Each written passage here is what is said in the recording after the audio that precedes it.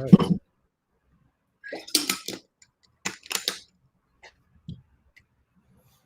Hi, and welcome back to the Goodish show. So this episode, we're talking to Tom Norman. He is the founder and CEO of Kickstart My Community, a community expert, so to say. And welcome to the show.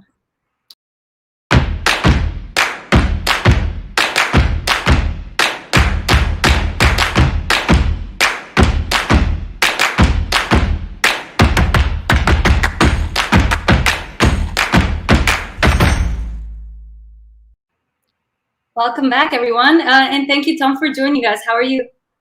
I'm doing well, thanks. How are you doing? Good, good. Where are you located right now? Right now, I'm in Sicily, but I'm originally from the UK. I spent several years living in Slovenia, so a bit of a nomad, I guess. Yeah, definitely. A digital nomad of the common of today's world.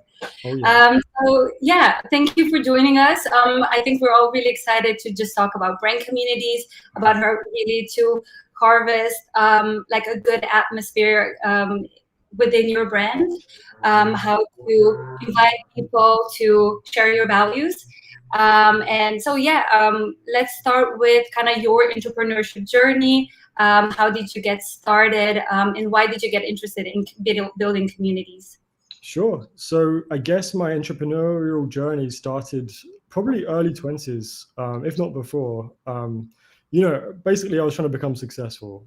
And I had no idea what I wanted to do after school. I just wanted to become successful. And so I had lots of projects, everything from I had crazy ideas to start like a pizza business, to other random ideas about, creating a social network based around goal setting. So all these crazy ideas along the way.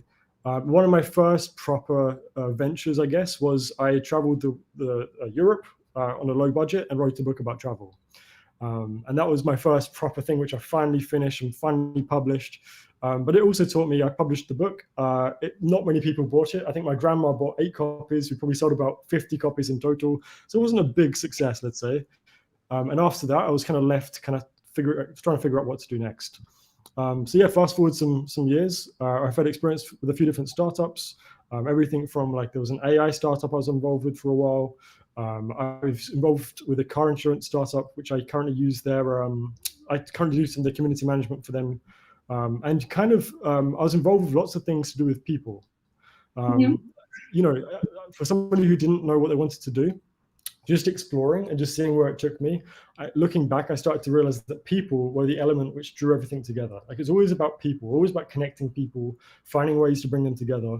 And it really was in retrospect. And it was about last year that I realized, wow, I kind of love people, if you like. I love kind of bringing people together. And that's where I realized that community is kind of the thing I've been doing for the last 5 years without knowing I was doing it. It just was a core part of me which existed, and that's kind of what I'm focusing on right now is community building as a trade. Amazing. And so where did you, at what point did you start building your brand, Kickstart Your Community? So this kind of just evolved very naturally. Before I really kicked off with Kickstart Your Community, I had a project called How to Be Human. And that was basically me traveling around Europe, interviewing complete strangers from all over the world, and also hosting different events, which were just discussions about love or fear or anger or jealousy, all these very human emotions. And it was really from this experience of bringing people together, from this experience of connecting people, that I started to connect the dots of what people, the fact that we need to belong. As humans, especially right now, we don't necessarily belong to much, at least in the same way as we perhaps did in the past. We might belong to our church in the past, or belong to clubs or things like that. We don't necessarily have the sense of belonging as much anymore. So I found myself really passionate about the idea of belonging. I started getting experiences with How to Be Human and other brands and companies about building spaces online and in person where you can belong. And that was kind of where Kickstart Your Community evolved, I guess, where it started. Amazing. And so where do you start a community? If we just get right into it, what would be like the first steps that a brand should take a look at when striving to have like a healthy community? I mean, the biggest question you need to ask yourself at the very start is why. You know, what is the point of creating this community? Right now it's a big buzzword. Like everyone's like, oh, you kind of need a community for your brand, without necessarily stopping and asking why. And there could be lots of answers. You know, for example, I know a lot of startups benefit from having like a product-focused community where you can kind of build a group of super users and you can bring them together and they can be the first ones to test your products and share ideas and give feedback. And that's a really valuable community for startups, for example. You know, for example, something like the running app. What's the famous running app? Strava. That's like a completely different type of community. They're using it as part of the product itself. You know, running is something where you need the motivation, you need kind of goals and measurements and things like that. And their community aspect of the app helps you to connect with other runners, helps you to stay accountable. And that's where a community exists for another reason. It's like a product reason, like inbuilt within the product. I mean, there's lots of other ways you could use it. For example, also just retention and acquisition. If you can kind of build a better experience, a more personal experience with your users, then they often more likely to build a better relationship with your brand, which makes it way more difficult for competitors to actually kind of replace you or to take over you. And the last way, which is quite common to use community for, is like advocacy, like finding your best users and giving a way to really connect with them personally. And as a result, they're more likely to share about your brand and make more of a noise about your brand. So these are some of the reasons why you might start. And the question you should ask yourself is, what kind of goal are we trying to achieve here? And it is possible that community can achieve more than one goal, but it's definitely best to stay really focused with one in the start and just take it from there, I guess. So once you've done that, once you've figured out why, for the business why, it's important to find the community why too. So for example, if we take a lot of my experiences right now are to do with product communities. So let's take the example of a product community. The purpose of it from a brand's perspective is very obvious. I want a group of users to give me regular feedback, ideas and things about how we can improve the brand and kind of, make decisions faster. That's really obvious why it's good for the brand. So again, it's really important to ask, why is it good for the users too? And in this case, some of the best things as a user you get is exclusivity. You feel like, wow, I'm part of something. I'm part of a bigger picture here. And so it's really important that the brand paints the bigger picture. Like, this is where we're going, this is why, and they're the first to hear about it. So they really feel like a part of the team almost of the brand. Also, a lot of these users, because they're such early adopters and early users, they can actually make a real impact on the way the brand's going. You know, if they give particular feedback, it could really make a huge impact on where it's going. So that's another really important aspect for the user itself is, why, a big why for the user is I kind of belong to this brand, I'm an exclusive team member, and I have some autonomy on where the brand's going. So that's two examples I've used there. Yeah, it's really good. It's really powerful when also like the people within your community feel like pioneers and co-creators of your product, right? Like together you're striving towards the future of SaaS or the future of this and that. So it's really valuable. But how do you actually engage them? How do you make sure that they know that their feedback is valuable? How do you make sure that they respond to maybe a query that you ask within the group, or how do you do that? So it's a very big question, first of all, and you could break it down into lots of parts. One important thing is essentially, it depends where you start too. So depending on the platform itself, many people use like Facebook or perhaps LinkedIn and LinkedIn groups or things like that. Yeah. Good places to start. They're often free to use, but there are limitations to them. So let's say we start there. In the beginning, it's going to be really important that as the community manager or as the business, that you're going to be very highly invested. It's going to take a lot of your time, a lot of your energy, and essentially you're making people feel comfortable in your community and making them realize that they get what they came for. Mm-hmm. And for some communities, that's the exclusivity. For some of them, it might be connection itself. For others, it might be information. But it's really important that the people coming to the community get what they came for. And then just happens to kind of, you can do things which help people to connect too. So you might see it, it's getting a little bit old sometimes, but you might see it that in certain communities, you do this big welcome post and say, oh, welcome Sandra and Bob and Joe. Tell us why you're here, get connected. So things like this and other kind of engagement activities can help kind of start conversation going. But it definitely is a lot of work for the founder, for the community manager in the beginning. But if you do it well enough, the conversations start to happen on their own too. Like you start to, usually if it's going well, you start to see a few leaders of the community from within the community themselves. Some kind of advocates, some really brand fans, and they start to kind of share their own voices and answer their own questions. And it's really beautiful when you start seeing that, when it's not just you initiating things anymore, but your community themselves are starting to take on a bit of ownership and like help other people out and start conversations. So definitely starts very manually. It's really important to give them to kind of answer their reason why they're there, and essentially just evolve as well. A lot of us would go into a community with a mindset of like, this is how it's going to be. But a community is essentially a bunch of people, and people are complicated and ever changing and ever evolving. So if you keep your community too static, then it's going to kind of not grow and it's going to essentially die, right? So it's got to keep evolving, keep learning, and keep that dialogue with the community as you go. And I think these are the key points I mentioned there. And how broad or narrow would you go with your community, right? Because you obviously don't want to focus perhaps like directly on your product. You might want to find like a broader value that brings everyone together. So how broad or narrow should you go when starting a brand community? It really depends on the brand itself. You're right. Some brands, for example, let's say you are let's say you're a fitness app, and actually you could take it one of two ways, right? You could create like just a fitness community where you're just discussing fitness stuff, and your app happens to be part of the conversation there. But actually, it's just a community around fitness in general, right? Or you could be really specific, and you could actually make this fitness community is actually just a fitness community for moms who happen to do fitness in their spare time. And actually, you're probably going to find that the more specific you are, it might be a smaller possible user base, but these guys are really engaged. Because, like I said before, one of the most important things is that you realize, aha, I'm in the right place. And so whether you're coming for information, whether you're coming for belonging, whether you're coming for connection, you need to feel like I'm in the right place. And it's a lot easier to make a niche community feel like they're in the right place than if it's for a really vague community where it could be for everyone, right? So I would urge people to kind of think more niche when they're doing this rather than broad, because it's a lot easier to kind of create for a niche audience than it is for a broad audience.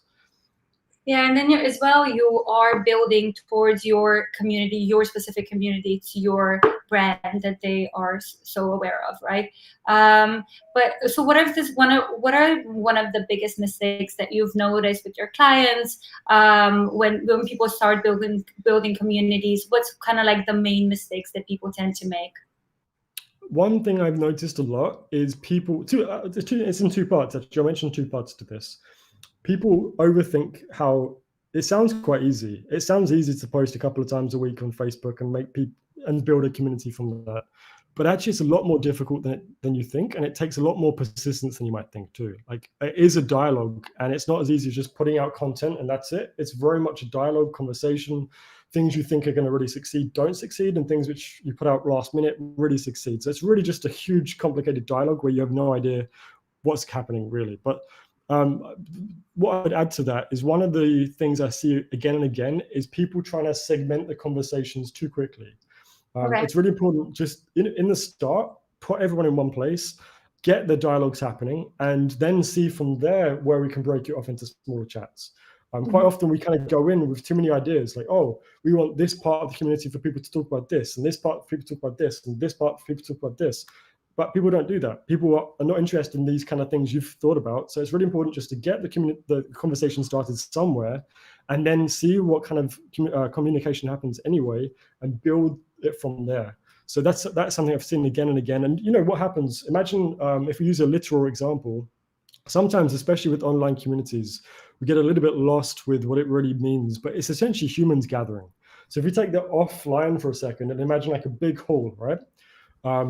If, for example, you get invited to some big hall, some big party or event, if you're entered into the hall and you're put off into some little room and nobody else is in there and it's quiet, you feel kind of awkward. You're like, what on earth is going on? This is weird. Whereas if you guys keep gathering in the hall and more people gather in the hall and you kind of start to connect and build people, and then you get taken to the room with people you connected with, that makes way more sense. It's way less awkward, and you kind of it makes sense to kind of make sure that the conversation's happening and people have something to do, rather than just kind of segmenting them straight away into like the tiny rooms, if that makes sense. So that's, I think, the biggest mistake people make is having too many preconceived ideas and not listening enough to what the community actually want. I think that's a really good answer. And what about in terms of like different channels? So I'm assuming the communities behave much differently. Facebook versus LinkedIn, TikTok versus Clubhouse, Instagram. It all different social medias work a little bit differently. So what are like some of the channels that you really see value, where you really see valuable communities arising? And whereas some channels maybe that are more appropriate for some other things per se. Sure. So, I mean, first thing I think I'd mention here is just to define the difference between a community and an audience. Because often they're used hand in hand, but actually there's a slight difference. So an audience is pretty much where it's one way. You're kind of directing your thoughts and ideas to people, and people are listening to them, engaging with them, sharing them, maybe commenting on them, but it's very one way. Whereas a community is much more about a two-way, in fact, more than it's a multi-way conversation. It's between you and them, but also them and each other too. So, social media is a good place to start since there are free ways to have these discussions. And you've already mentioned, I think some of the best, let's say, social media places to have communities are probably Facebook groups, although there's lots of problems and I don't like them. But, Facebook groups are a good place to start. And if you're taking more of a, more of a B2B or business perspective, probably LinkedIn groups are also very similar. And both are great places to start, particularly in testing your idea for a community. Some of the software can be very expensive, potentially, and therefore, if you invest hundreds of pounds a month in some software, but don't have a community yet, it could be a big risk. Because if you can play with it first in like Facebook or LinkedIn, it's a good place to start. But I think at some point, once you've had some growth, once you've tested the idea, you want to start thinking about joining other platforms. Slack is a good one for B2B. There's also some limitations there, but a lot of us are already on Slack, and therefore having one more Slack thing to check is actually already part of our daily habit. So Slack can be quite good for community, a place to host communities. And also things like, there's lots of other platforms. One I've had a lot of experience with is called Disciple, which is a paid platform. They've got an app and a website, and it's kind of it's pretty good platform, a bit like Facebook, but your own bespoke white label Facebook, if you like. And you've got other things like Tribe and some others, vanilla forums, and some others like that kind of come to mind as like actual community platforms, which are way more advanced than Facebook or LinkedIn, but a lot more possibility and ownership there as well. So would you recommend then perhaps starting it on Facebook, because it's such a general platform where most of people who use internet actually are, and then slowly transitioning to a more bespoke platform or even an app?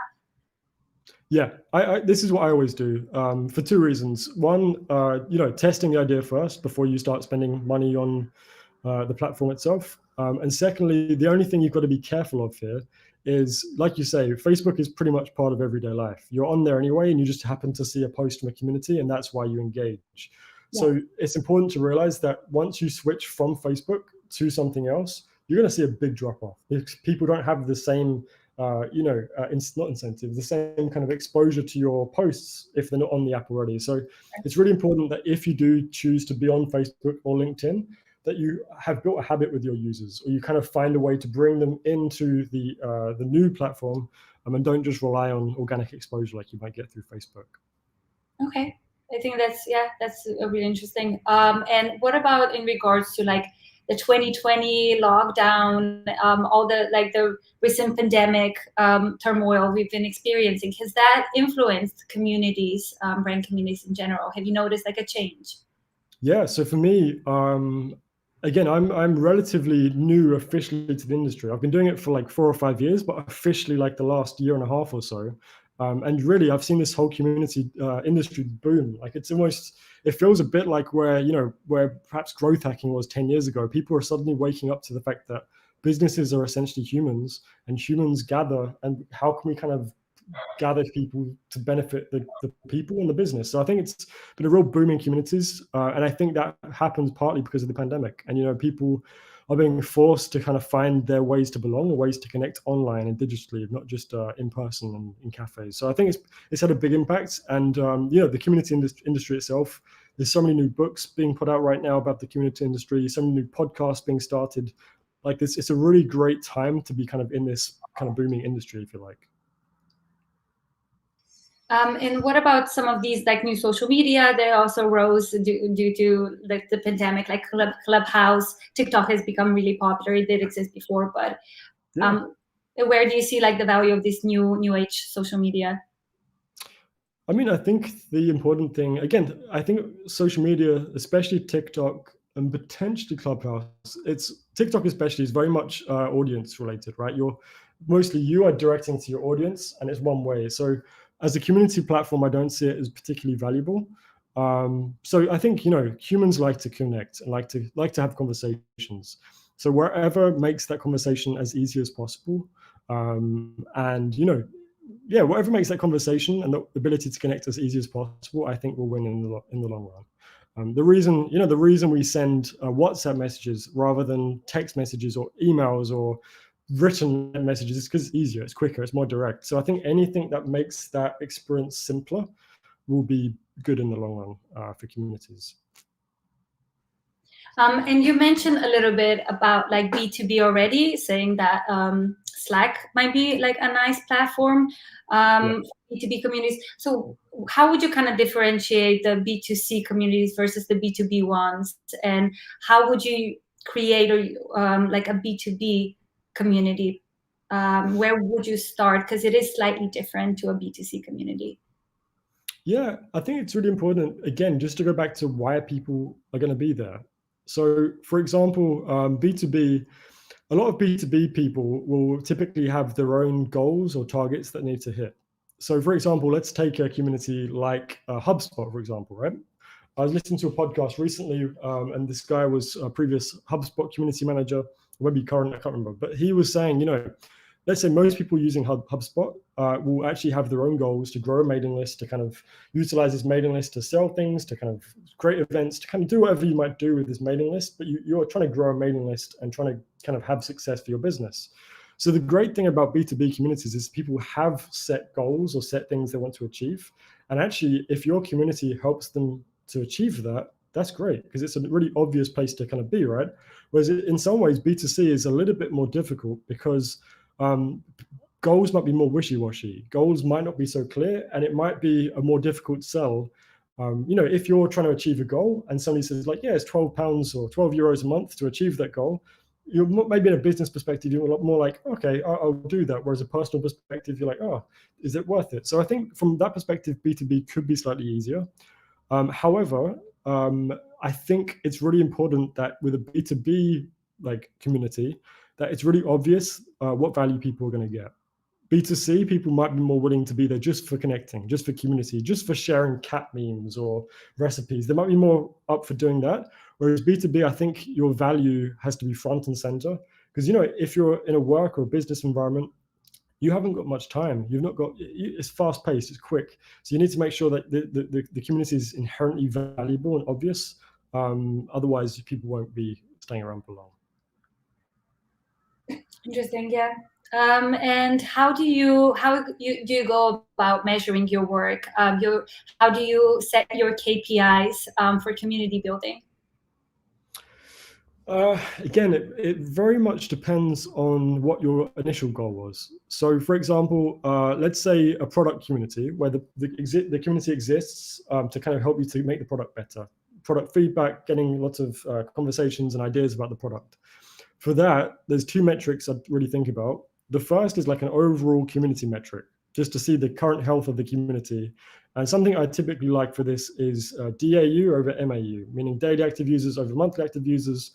Obviously, the closer to 100, the better as a percentage, because that means everyone's there every single day of the month. If they're at 100, typically you're looking at much less. But, I like to be the region of 30 at least, because then it feels like you're kind of, making good progress with your community. And that's just a good idea of community health. Like, are you growing? Are people using it more and more, less and less, or what? However, that's seeing how many conversations are happening and how often people are there. But, that's not enough to see if you're meeting your business goals. So let's say the product community, the other metrics to be measuring here might be things like ideas suggested, or it might be research calls had, or it could be, I don't know, meetup events created, or things like that. So it's really about what metrics are good for my business goals. So, for example, another community a lot of people host are, for example, support forums, like a forum, you might have a complicated product or even a simple product, and your users come together and help each other out and support each other. So that would have very different metrics to the product forum. Like rather than kind of ideas suggested, it would be kind of questions answered, how quickly the questions were being answered. If the same questions were being asked more than once, or if there's a better way you can kind of put those questions so they're easily discoverable. So it's definitely related to the goal of the community rather than just one metric fits all, I think. So could you explain to us, could you give us a little step-by-step guide how you would go about really reaching out to people? And imagine, let's give an example of just having literally a brand with 0 people. You're just starting off a community. Where does one start? What's some of the advice that you would give to your clients who are brand new at community building? So this is, again, it depends how closely, because in this case, community is very much linked to customers too, I guess, right? If you're a brand with 0 customers, 0 community, you've got to start from somewhere just looking for people who are interested in it's almost validating if your product's a good idea or not. So I'd probably start in the same place as trying to find customers. And that is essentially have a think about who your customers or community members might be. Yeah. How old are they? What are they thinking about? What are they struggling with? What they do? Where do they hang out? What are they trying to achieve? Kind of have these marketing personas, if you like, and then look to where these guys are online. Look to where they're already discussing things. Look to what they're already trying to achieve, and just kind of, again, the key here is figuring out how you're actually going to be helping them. Where are they currently, and what are they asking for, which isn't being found somewhere else? And let's take the example of, I don't know, there's some really great examples for this. Some websites. I know there was one in the UK many years ago called Mumsnet, which is like a website, a forum for mums. And there's another one, I forget the name, but it's like a medical website where you can kind of go connect with other people with the same symptoms and problems as you. Now, these are conversations which needed to happen. And, if you've just been diagnosed with this strange disease, which you've never heard of before, and you've only just discovered it, and nobody around you has it, you're feeling really isolated and alone and broken and whatever it might be, right? But if you can come online and discuss with other people about who've got the same condition, and they're giving you advice, they're making you feel less weird or more comfortable with what you've got, that's a conversation which needs to happen, and you can't find it anywhere else about this one specific community. And so it's kind of, for your brand, your business, it's the same thing. If you've got let's say it's a software SAS brand, and let's say it does, I don't know, let's say you are tracking how well your in-person events are going. Yeah, let's say that that works, I don't know, it's just off the top of my head. Then you've got to kind of be going to where people are discussing about in-person events and figure out what conversations aren't happening yet and how can I make them happen? Where can I serve these people? So definitely, yeah, that's my biggest advice would be to find a problem which you're solving as a brand, figuring out where these people are already, and figuring out what conversations they're not having and how your place could exist as a place for these conversations to happen. I think that's really good advice. I think we really covered some really interesting topics. Do you have any final tips up your sleeves that you could give to our listeners? I think the thing I'd say is just remembering why we're all doing this. If you're starting a business, if you're kind of working for a business as a co-founder or something, essentially we're building cool shit and helping people, right? It's all about people at the end of the day. We're all humans, we're all here for a short time. So just remembering that human element to business for me is vital. It's not about making loads of money and getting hugely successful. It's about helping people to kind of connect and live a better life than they would be if they want, part of your business or your brand or whatever it might be. So yeah, my biggest thing and my biggest ask for people is just, help businesses be more human. That's what a community does. And that could be what all businesses, every business can look at what they do and think, how can we kind of help people more with this? How can we be more human and treat our customers more as humans and not just numbers? So I think that's my takeaway, I guess, is just be more human. I think that's a beautiful note to end on. We're also going to leave a PDF, like an infographic that we've made about building your brand community in 2021 with some useful tips as well. We're going to just add that under comments. And if you have any other questions for us, feel free to drop them in the chat. For the next week or so, we'll continue looking for some comments if there are any to help you build your own community. So yeah, thank you, Tom, for coming. Thank you for joining us. And we'll see you on the next Goodish show. See you later.